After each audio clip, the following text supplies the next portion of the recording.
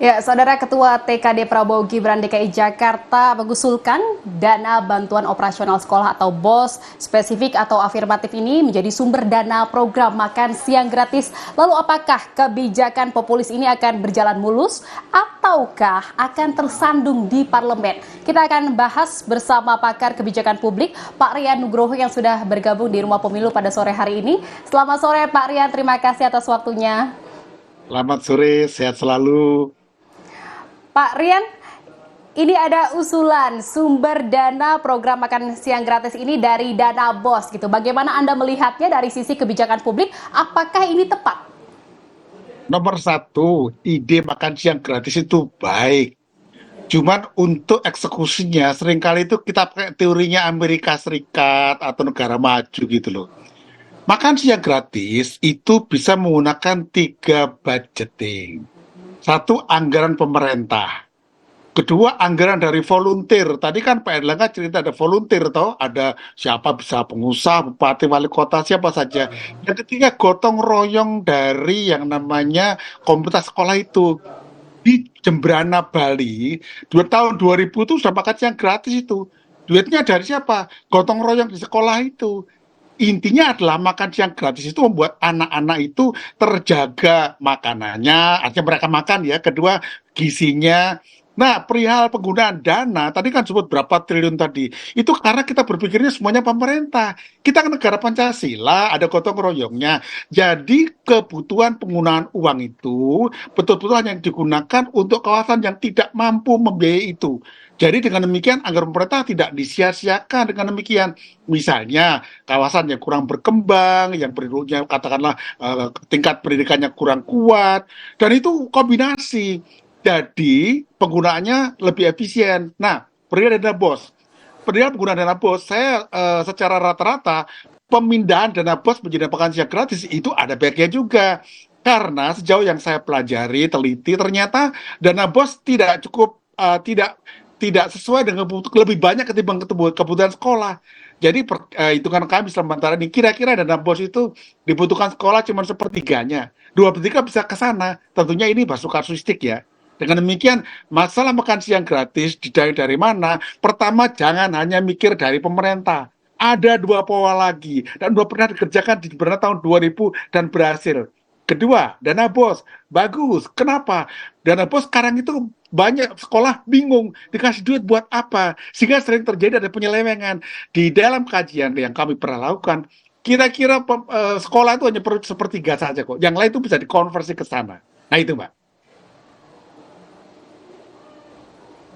Jadi bisa dikatakan ini usulan yang baik gitu ya untuk program makan siang gratis yang dicanangkan oleh Capres Cawapres Prabowo Gibran seperti itu ya Pak Rian ya. Lalu yang juga menjadi pertanyaan ini kan untuk melaksanakan program ini jika nantinya terpilih Capres Cawapres Prabowo Gibran ini di KPU gitu terpilih menjadi capres cawapres terpilih, presiden dan juga wakil presiden terpilih, nantinya program ini akan dijalankan, namun ternyata memang akan menggelontorkan dana yang cukup besar, tadi sudah dikatakan sampai lebih dari 200 triliun rupiah.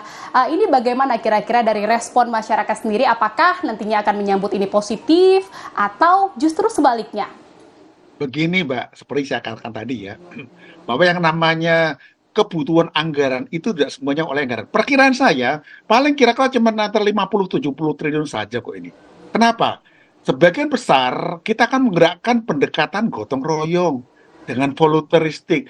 Jadi tolong dicatat bahwa persetujuan saya sebagai yang pengajar public policy bukan semata-mata setuju dengan dana bosnya, tetapi kita petakan dulu mana yang harus pakai dana pemerintah, mana yang tidak. Dengan demikian, kita menggunakan teori pembiayaan tidak ala Amerika atau ala Eropa. Bahkan Eropa itu gotong royong loh.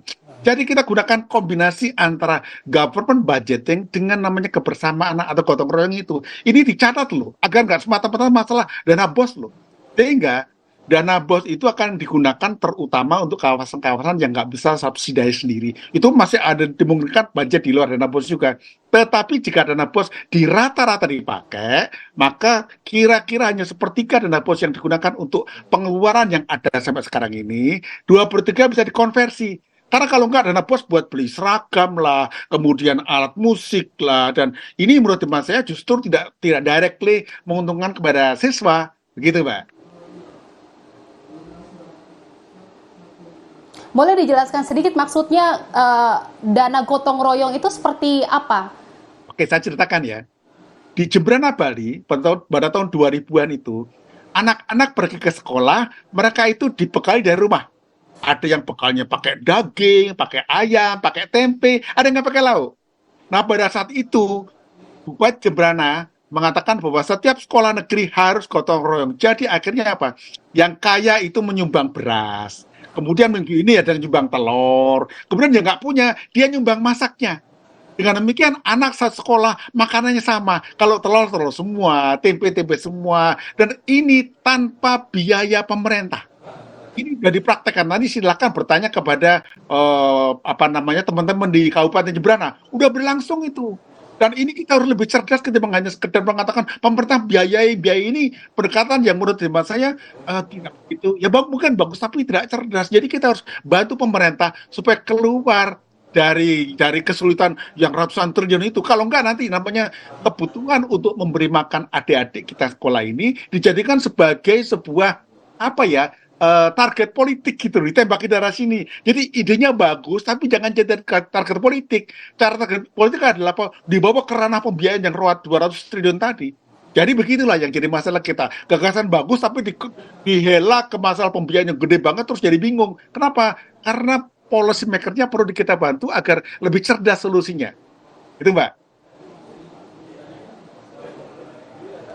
Jadi solusinya memang ada dana bantuan gotong royong dari masyarakat yang mampu atau donatur seperti itu ya Pak Rian ya. Dan ini juga menjadi pertanyaan juga nih Pak. Ini kan kemarin sudah disimulasikan program makan siang gratis ini. Kira-kira dari pandangan dan perspektifnya Pak Rian, program ini apakah akan berjalan mulus dan juga cepat, lancar, atau akan terkendala di parlemen?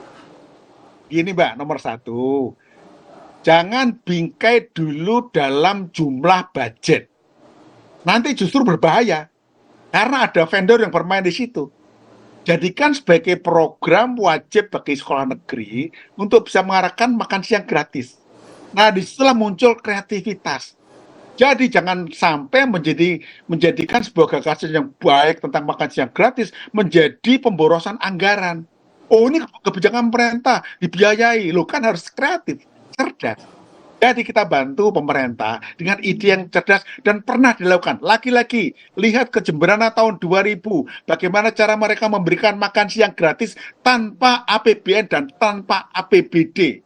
Itu udah berhasil itu. Kita tidak usah mulai barang yang baru lagi. Kita kembangkan barang yang lama dan udah berhasil berjalan dengan baik gitu Mbak.